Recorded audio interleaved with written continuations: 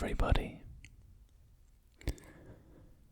Today I want to talk about Alan Wake 2, specifically the Night Springs expansion for the game.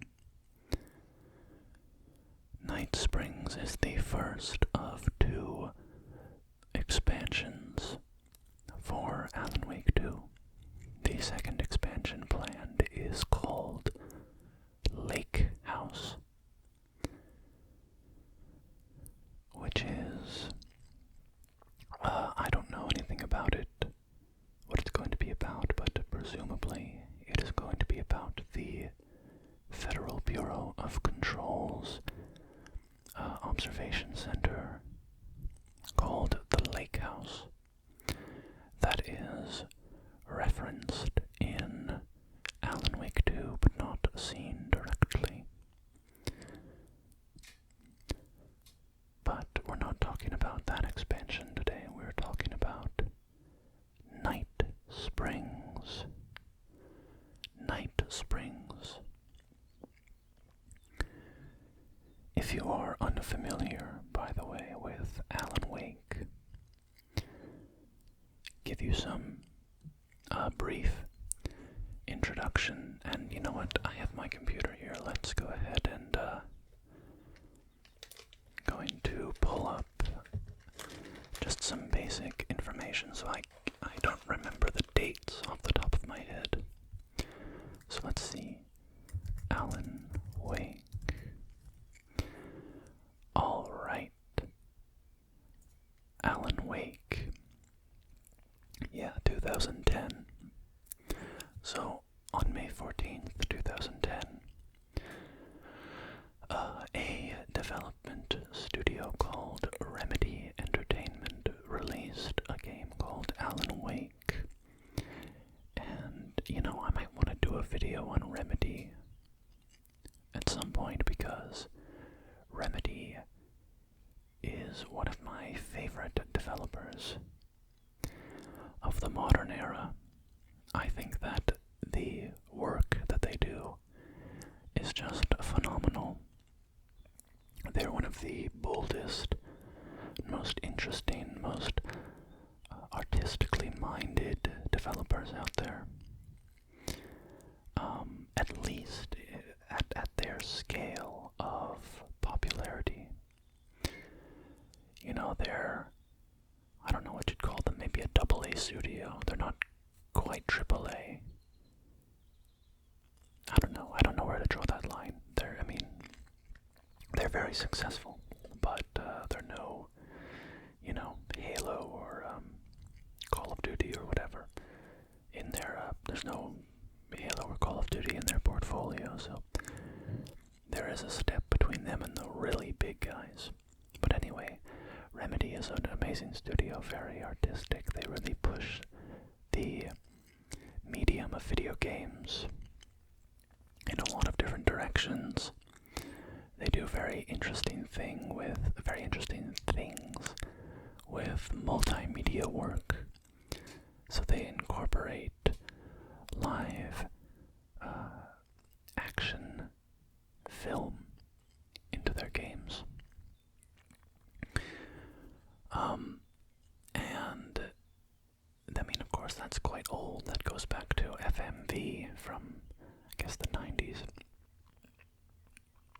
But FMV kind of fell out of fashion, and Remedy has sort of, said, no, we're bringing this back. But they also do a lot of other experimental things.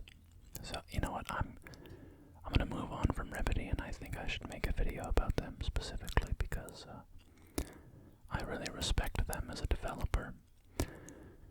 And, of course, Sam Lake is their, I guess, creative lead, and he is quite the character, totally delightful, and a great positive energy and influence in the video game world. So, anyway, to bring it back to Alan Wake, which I'm ostensibly talking about, Alan Wake was released in 2010, and it is a horror game, but sort of a action horror game. There's a lot of combat. It's third person, and you run around and are beset by all these monstrous people who are attacking you, and you fight them off. There's a lot of combat. And it is a very story-focused game. I think sometimes the combat gets a little long in the tooth for my taste. The combat could have been cut down a little bit, but I think it's a really great game. I really love it. And I think it holds up quite well. Some people have a lesser opinion on it than I do, but I'm quite a fan. Even today, even though it can be a little bit clunky, so I do recommend checking it out if that sounds up your alley. But Alan Wake follows the story of the titular character, Alan Wake, who is a famous writer. He is a writer of thrillers and crime novels, and he is on a trip with his wife, Alice, and they travel to a little town where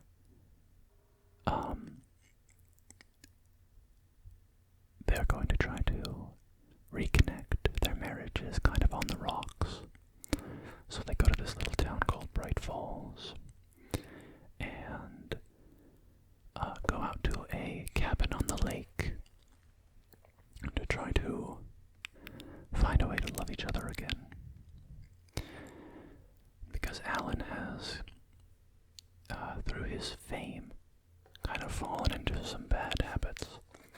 He's fallen into drug use, writer's block, and their relationship is struggling. But while they are there in Bright Falls, Alice disappears, and Alan chases her, and in the process finds that there are very strange things going on, and it seems as though Alan's writing is becoming real. So it's very Stephen King. It's very directly inspired by Stephen King, and it's quite enjoyable. But Alan Wake, as a character, one of the things that he has written for is a television show called Night Springs.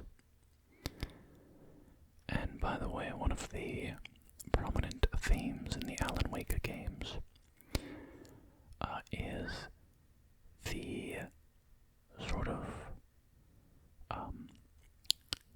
collapsing of fiction and reality as fiction becomes reality, and it sort of becomes hard to keep track of what's real and what's not, and does it really matter? So, for instance,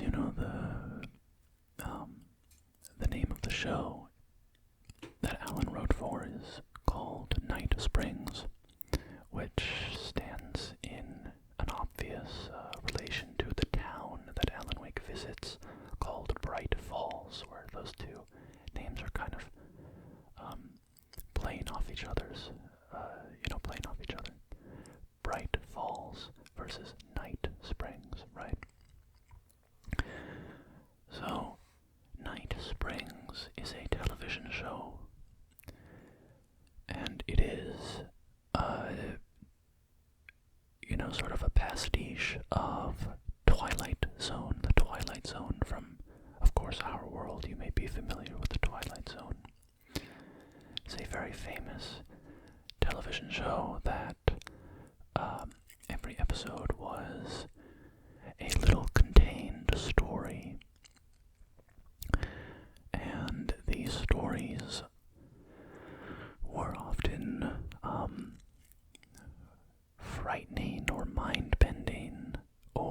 supernatural or science fiction, but more so than the genre, the point of every episode of Twilight Zone is to sort of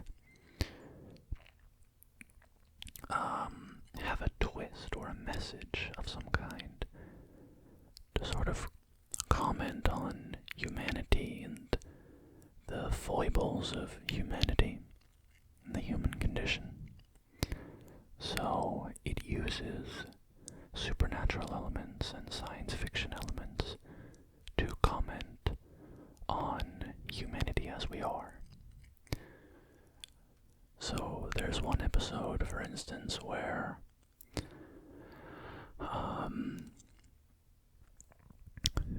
where at a certain point in your life you can choose a body to have sort of surgically placed over yourself. You convert your body into this very beautiful body, and there's a couple options in the catalog for you to choose from.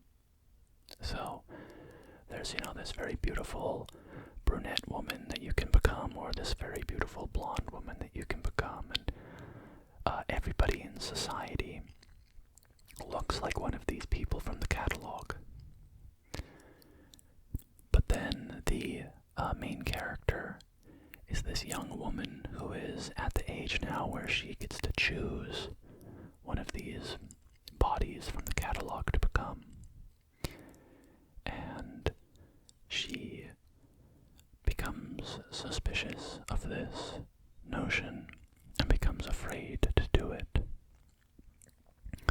And you sort of see through the episode that it seems that as people are taking on these bodies, they're sort of losing something about who they were before. So it's, using this science fiction element, and you should, just go watch the show. It holds up quite well even today, I would say. There's certainly a dated element to it, and maybe some of the special effects don't always hold up.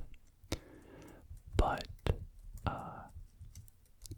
the stories are kind of timeless and are very well written,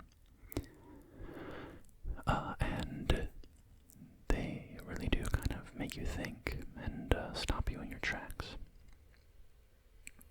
So I do highly recommend checking out The Twilight Zone. It's one of those things that's kind of so famous that people maybe overlook it, because they all, we all know The Twilight Zone. We're sort of familiar with some of the famous bits in it, some of the tropes, some of the more famous stories, like you might remember the one, beauty is in the eye of the beholder kind of story, where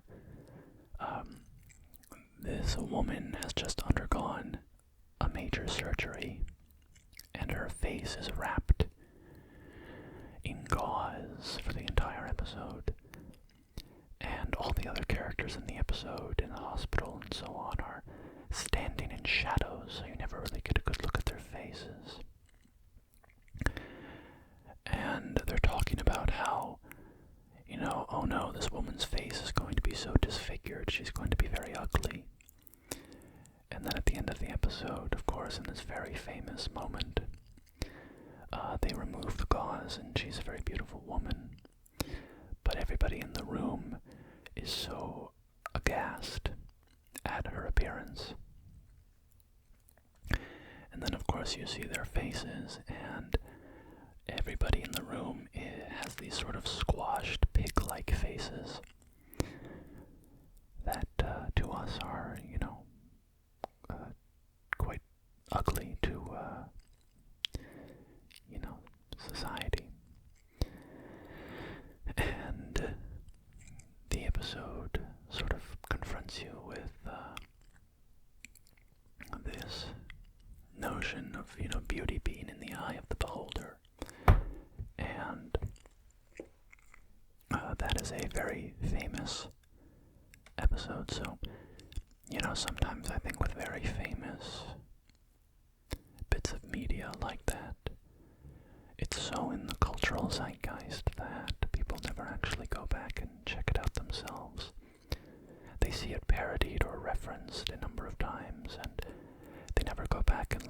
original source material.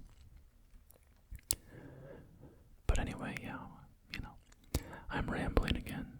The Twilight Zone is quite good. You should check it out. It's from the 60s, so, it's this old black and white show. But there's a lot of good episodes. Anyway, that was a long tangent from me just explaining that Night Springs, the television show in the Alan Wake universe, is a pastiche of the Twilight Zone. So every episode of Night Springs is a short,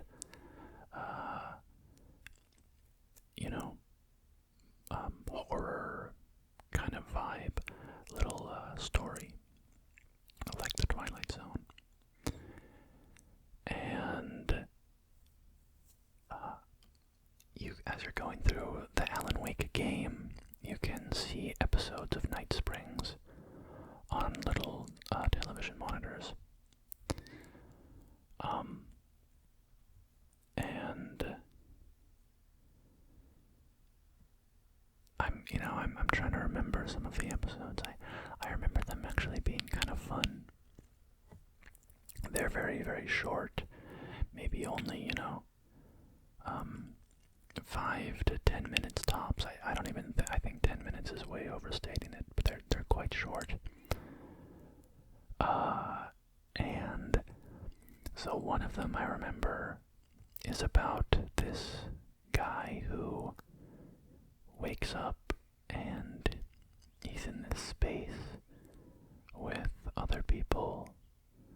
I'm gonna kind of butcher this because I don't remember specifically how it goes, but it is, he wakes up and he's talking to these people, and I think I'm probably gonna get this pretty wrong, but I think that they're saying, like,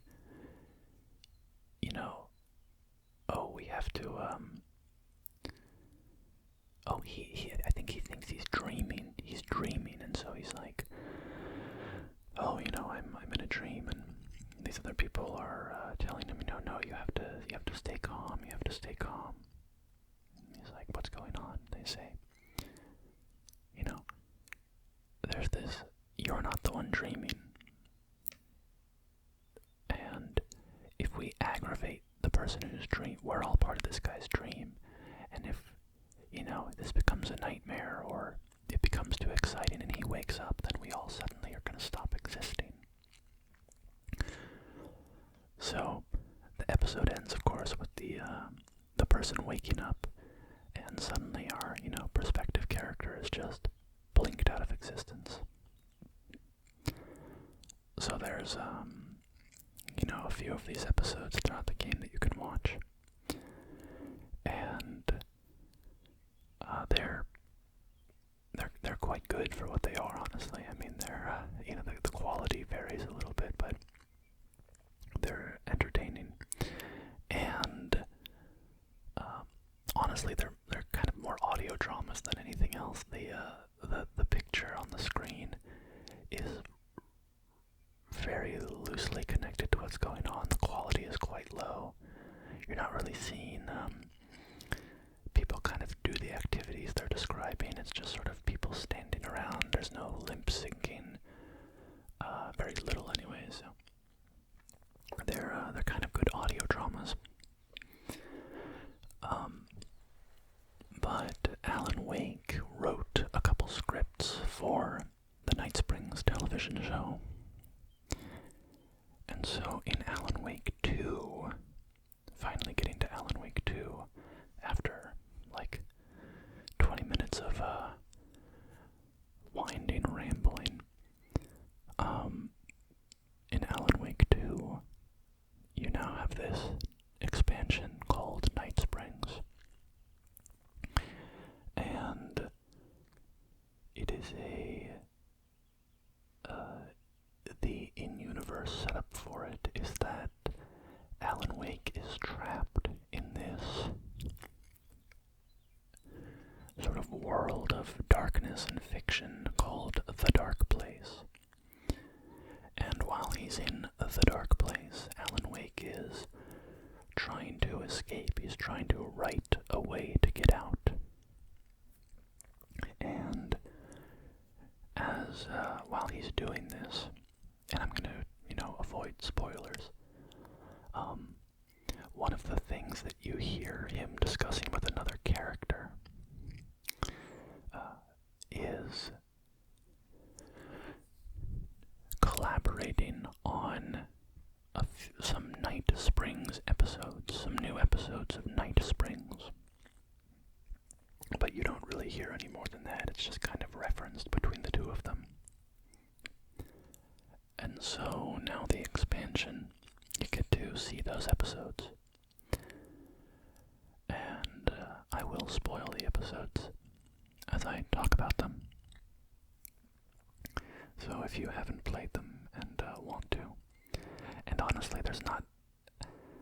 I would say there's very little to spoil in a sense. But yeah, just so you know, I'm going to kind of talk openly about the episodes. I'm not going to spoil Alan Wake 2, the game. I'm just going to talk about the expansion. So, the first episode is framed around this character named Rose. And Rose is from the first Alan Wake. And she is a mega fan of Alan Wake. She loves his books. She's a huge fan of his. She has a cardboard standee of him. And she works at this local diner, so you meet her early on in the game. And in this episode of Night Springs, she receives a message from Alan. Alan speaks to her through a talking fish on the wall, and he says, I need your help. So Rose says, of course, I'll do anything for Alan. And so she goes and she gets her tools. Her tools being a rifle and a shotgun. And she goes to go find Alan. And the environment in which this is taking place is quite entertaining because it's sort of Rose's fantasy world, I suppose you could say. It's like her daydreaming world. So she's going around serving people at the diner, and they're all saying things like, "Oh, Rose, you just do everything right so effortlessly. You're so beautiful and talented, and Alan loves you so much, and your fan website was voted the #1 fan website in the world, and you give such good advice," and so on and so on. So it's kind of this daydream environment, and it's pretty entertaining. So she leaves town. Everybody's cheering for her as she walks off to go find Alan. And she bumps into Alan, seemingly. It looks like Alan. It's identical to Alan, but it's actually his twin brother, who is evil, or tortured, maybe. And Rose talks to him and says, "Where's Alan?" He says, "Oh, I've got him locked up someplace. You're never gonna find him." And then he tears off on his motorcycle. He says, "Oh, I hate Alan. He's always making me feel inferior." So on and so on. So he tears off on his motorcycle, and a lot of the entertainment value here is kind of playing into, you could say, like amateurish, teen girl fantasy writing, I suppose, where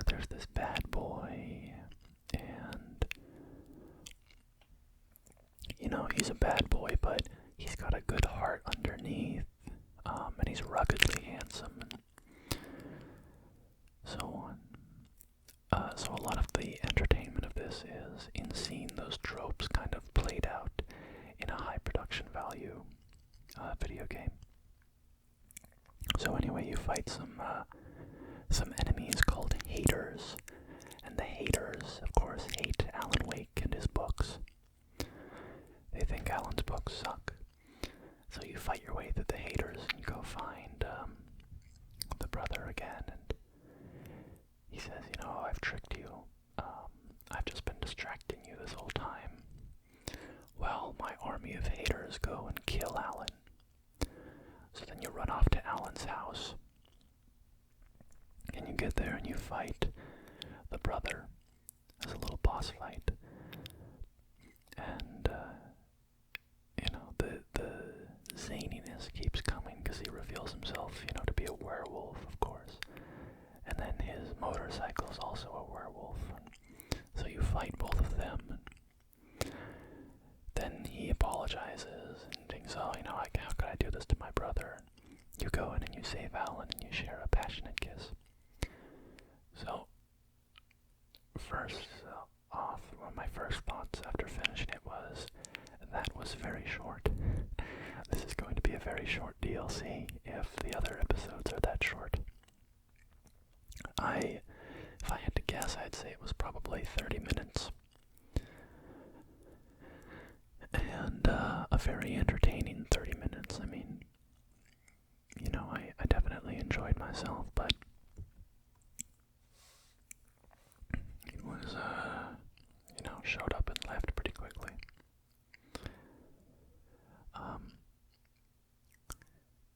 It was definitely just sort of a story-focused thing more than a mechanics-focused thing.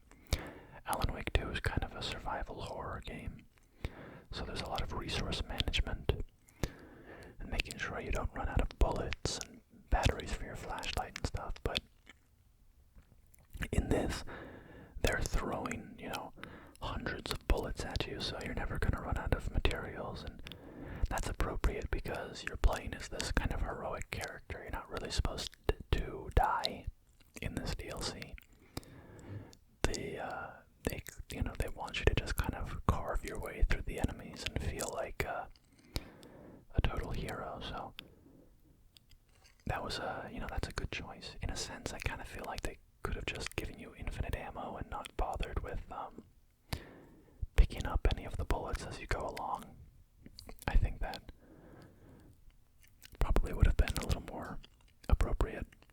Would have suited the kind of narrative they were telling a bit more. Rose, your character that you're playing as, is pretty funny as well. Every time you reload, she says a funny little one-liner. Like, oh, my gun's hungry, or gotta stop for more bullets. And just has this very chipper attitude even as she's gunning people down.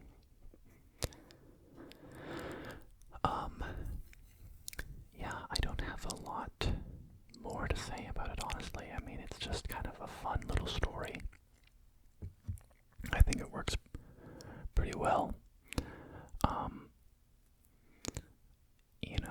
I will say, I think there's a little sense, and I'm gonna come back to this in the next one as well. There's a little bit of, I would say, cheaping out. It feels like where, they're just reusing assets from the main game, which is, I don't have a problem with that on principle, but you're walking through this area that you walked through in the main game, and it's just very,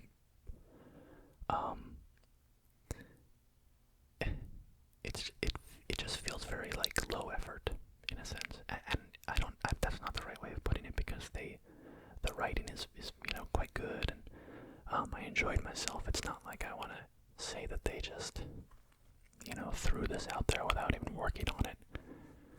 But, there is just a little twinge of like, yeah, I mean, I guess it's just a little cheap, where this game is otherwise very high production value, and they kind of take pride in everything they do. So, that's not really a big deal, but it made it feel a little bit,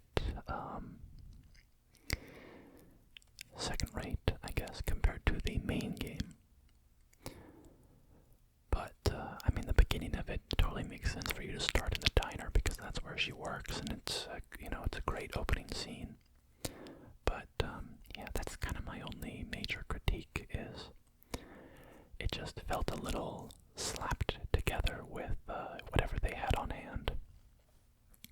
But anyway, the second episode of the expansion centers on Jesse Faden. Jesse Faden is the protagonist of the game Control, another game created by Remedy Entertainment. And Control is a wonderful game. I highly recommend it. It is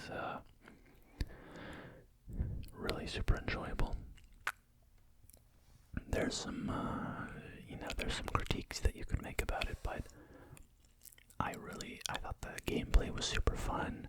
I really loved the lore. There's so much. I read like every word of every lore document that I could get my hands on, because I enjoyed the writing so much. It's a very fun game universe.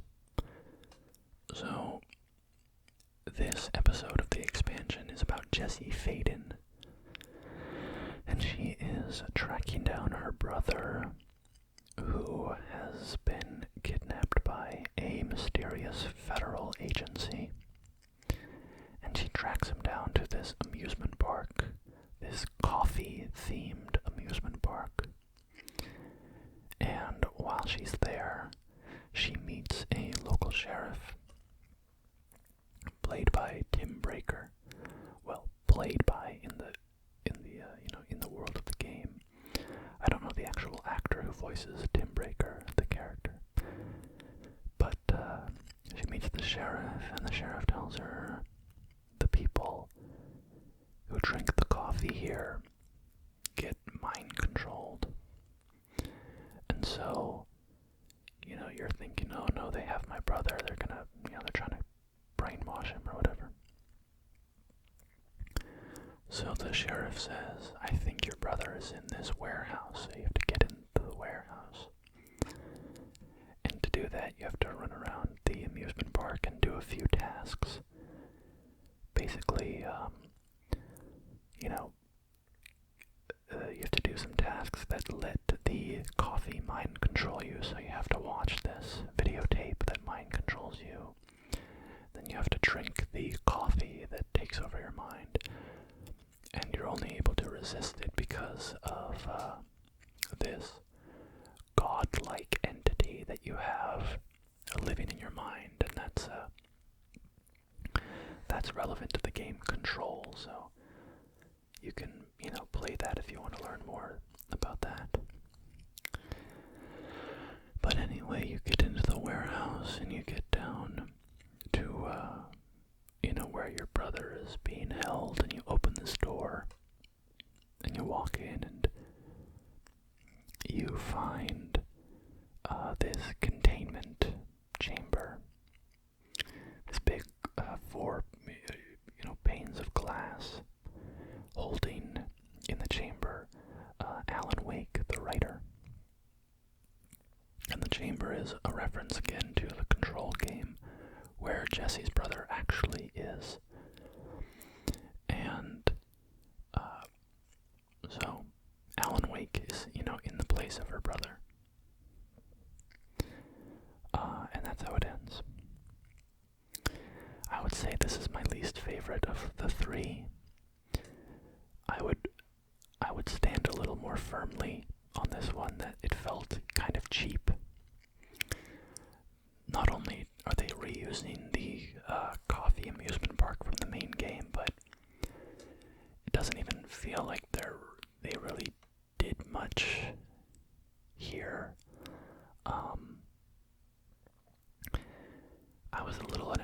this one, to be honest. You're kind of investigating. Well, I don't know, you're not even really investigating. You just sort of walk in and you talk to the sheriff, and he says, oh, they're mind controlling people, and you go to the warehouse, and you get to the warehouse, and you can't get in without meeting these 3 criteria, so you have to go back into the park and do these 3 things. And they're not very impactful or interesting, and you just kind of do all 3 of the things, and then go back into the warehouse, and the sheriff has been infected by the coffee, so he's in there. And it just kind of ends like that. I just found the story kind of uninteresting and a little, maybe a little rushed, a little clunky.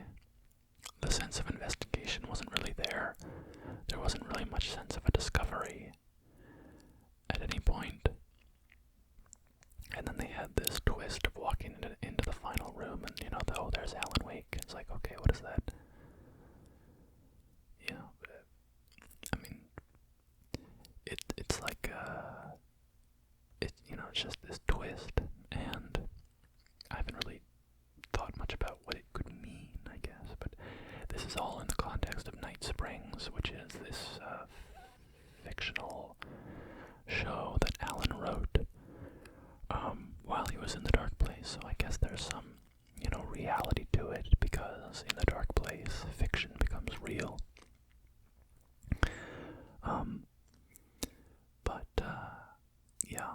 I would say this one just felt like it kind of lacked a vision, it lacked a message, it lacked a point, right? It lacked a reason for why this story was interesting, why it deserved to be told, what was entertaining about it. So I wasn't a big fan of this one.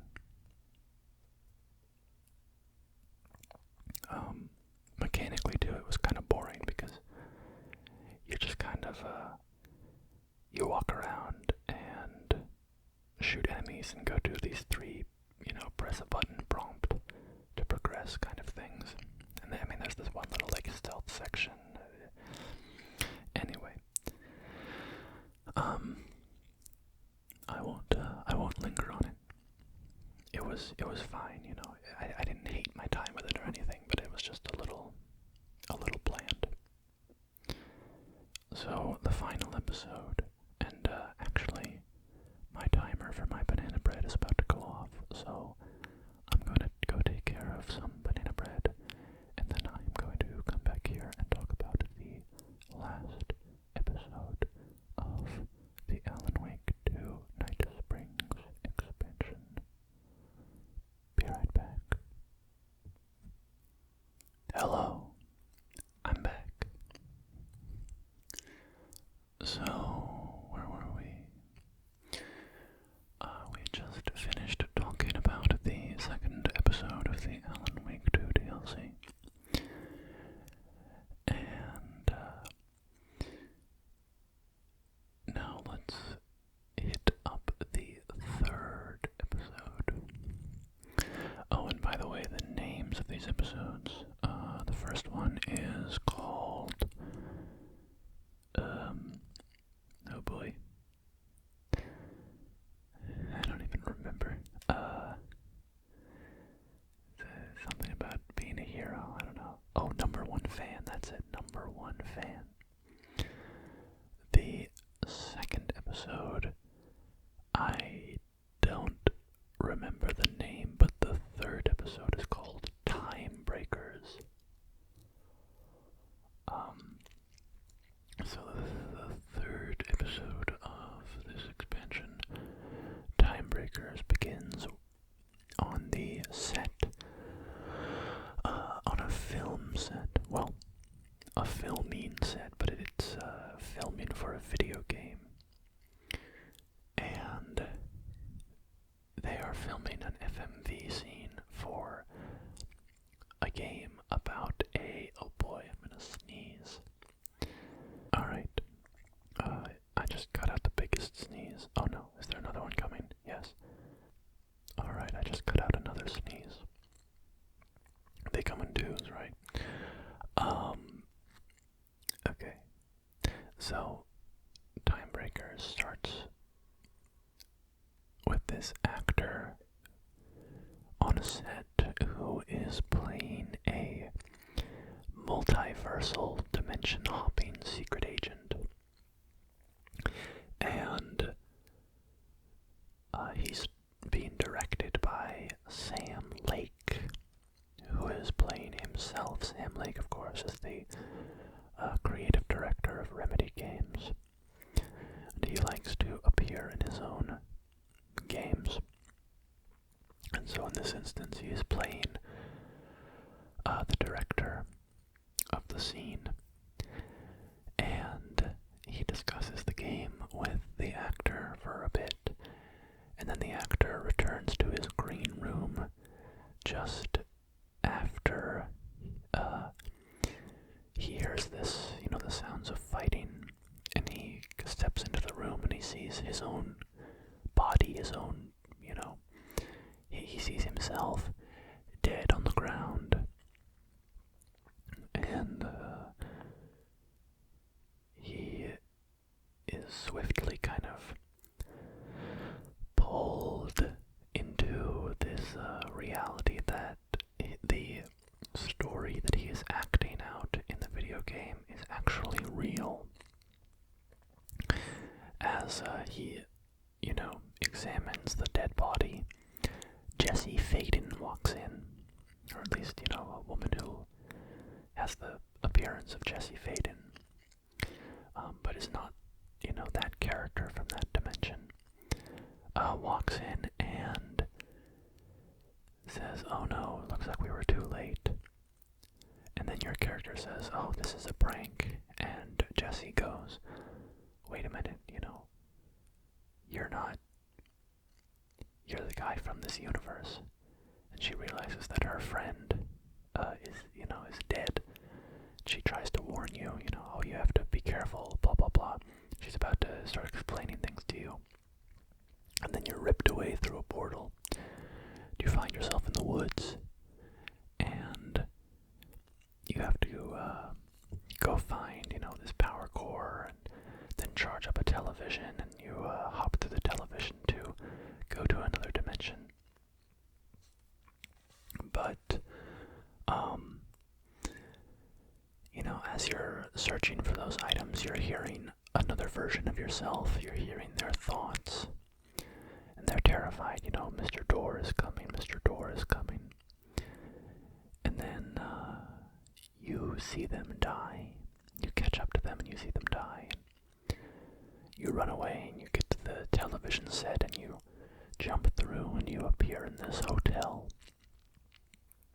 And you have to escape the hotel.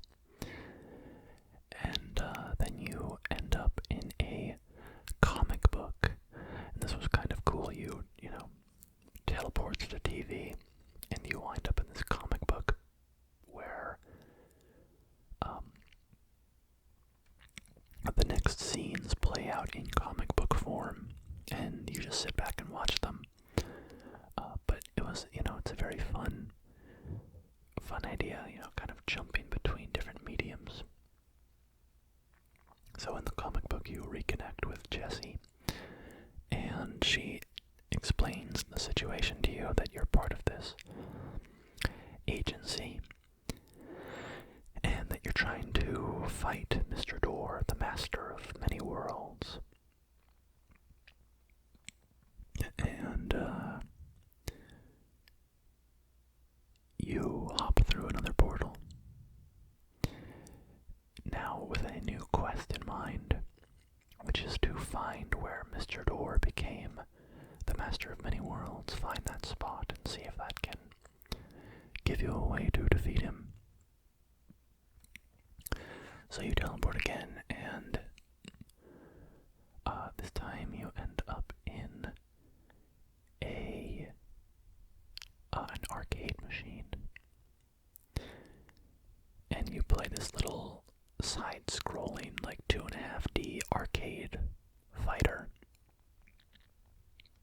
It's very simple. You just sort of shoot some enemies. And, and it's kind of cool, you learn in the lore that Mr. Door is killing every version of you across the multiverse. He's killing all the versions of you that he can find. And then he's reviving them to use them against you, so you're fighting yourself. You're fighting all these spectral versions of yourself. And, so you fight go through this arcade machine.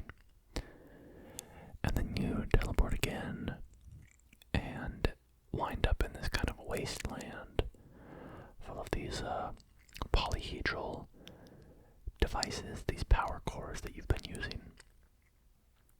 And they're all, dead on the ground, all used up, and you're wandering around, and Mr. Door is talking to you, and you jump through another television, and suddenly you are in this complete black space. Then text starts crawling across the screen. Up in, the top left, this white text on the black background. And,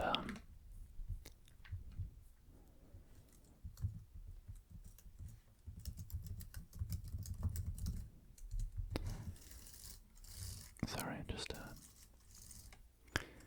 noticed there was a little spill on my computer. A bit of water. So,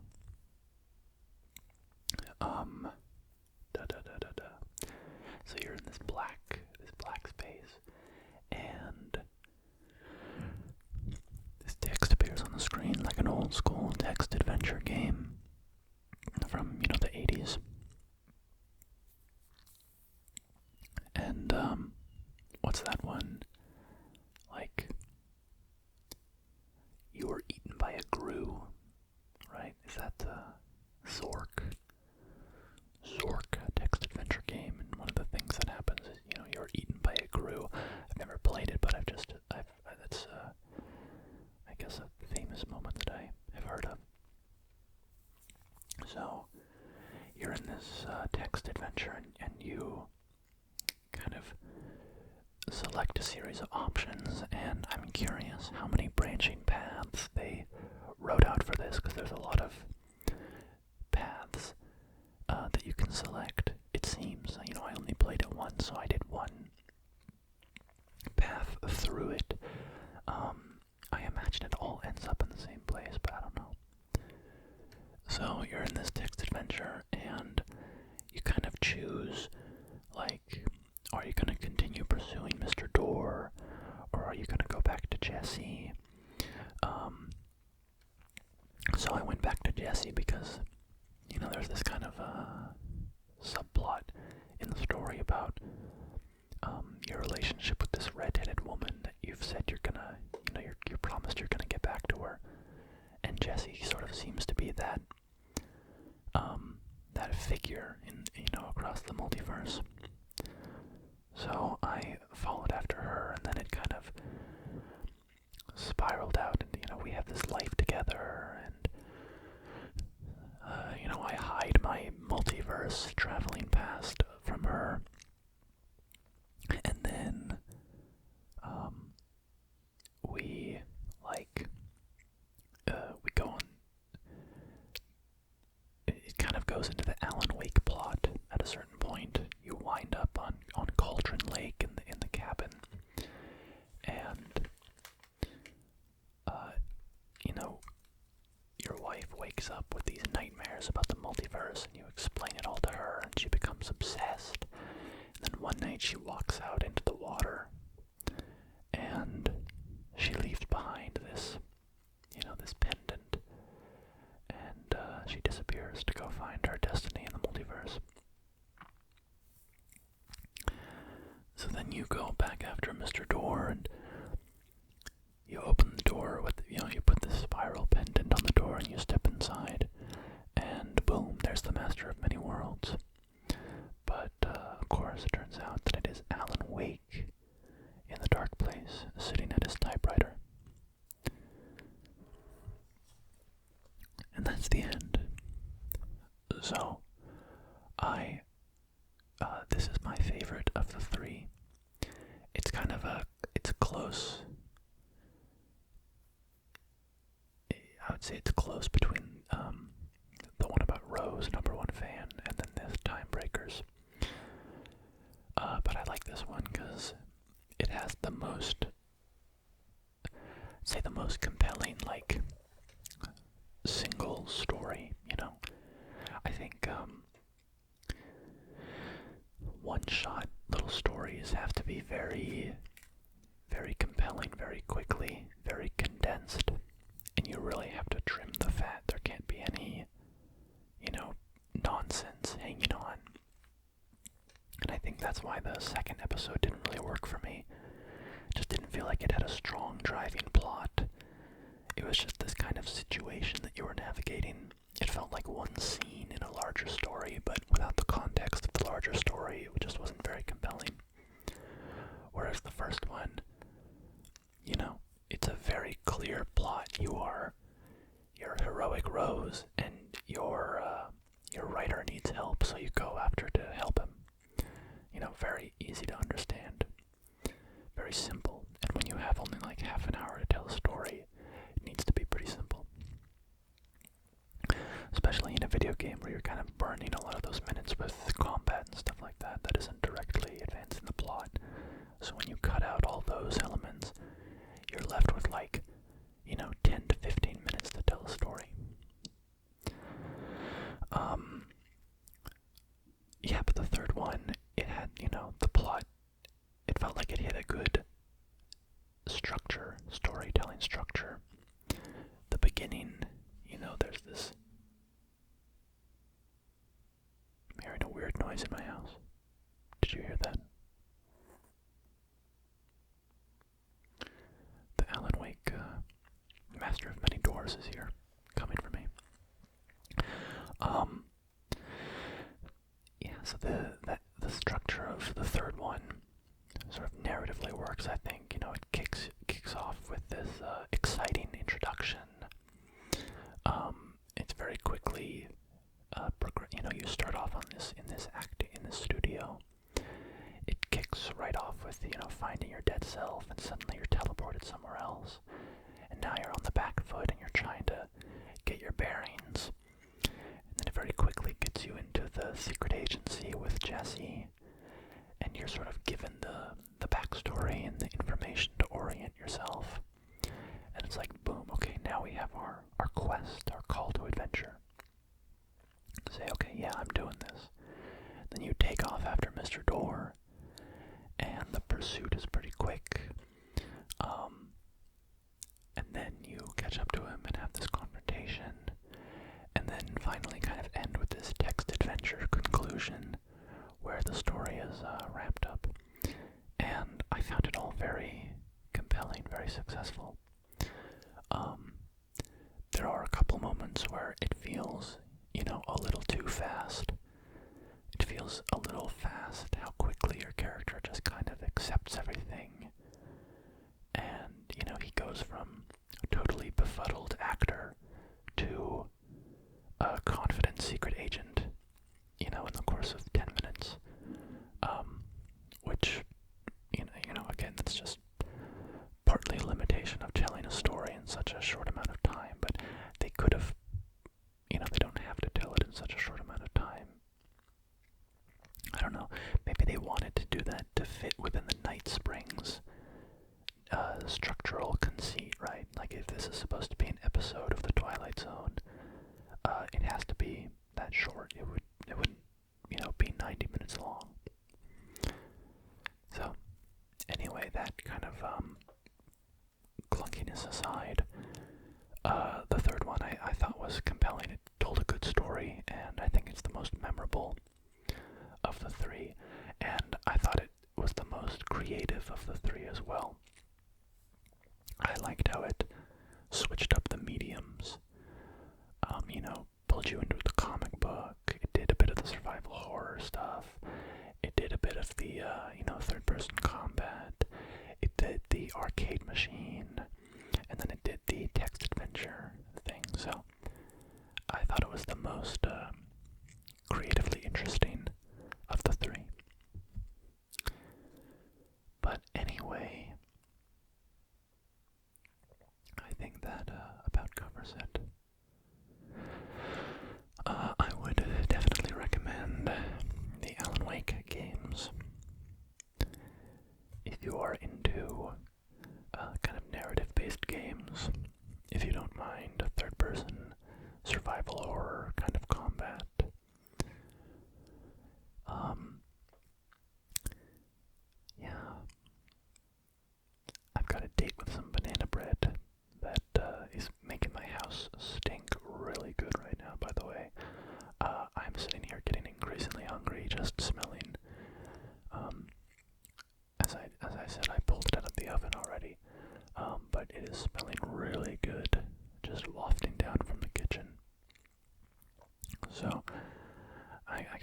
eat something.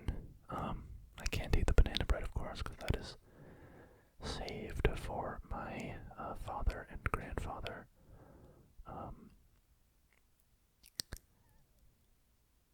Sorry, suddenly I'm doubting myself. I started recording this video once before, and then, I had to restart. So I can't remember if I even explained